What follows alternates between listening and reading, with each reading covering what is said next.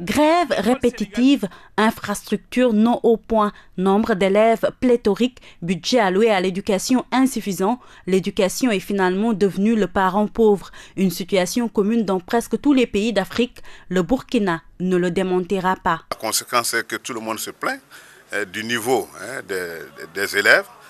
Les études qui ont été menées par l'UNESCO montrent qu'après 4 années passées à l'école primaire, il y a beaucoup d'élèves qui ne savent ni lire ni écrire, même souvent leur nom, ça pose vraiment un problème.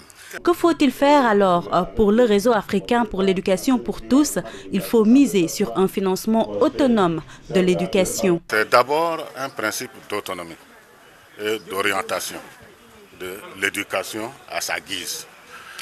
Vous savez bien que si vous empruntez les moyens d'autres pays, il y a des conditionnalités qui font que vous êtes limité pour pouvoir effectivement conduire la politique éducative comme vous le voulez.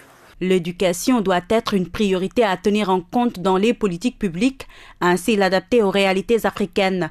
Et la société civile a un rôle fondamental à jouer. La société civile déjà joue un grand rôle à travers le plaidoyer habituel, mais c'est surtout dans ce cas de figure à trouver des évidences par des études, par le contrôle citoyen, par tout autre moyen à sa disposition pour interpeller les gouvernants, pour interpeller l'opinion aussi, à adhérer en tout cas aux objectifs d'une éducation de qualité à travers son financement efficace. Cette présente rencontre servira de base de réflexion et de mobilisation de la société civile africaine.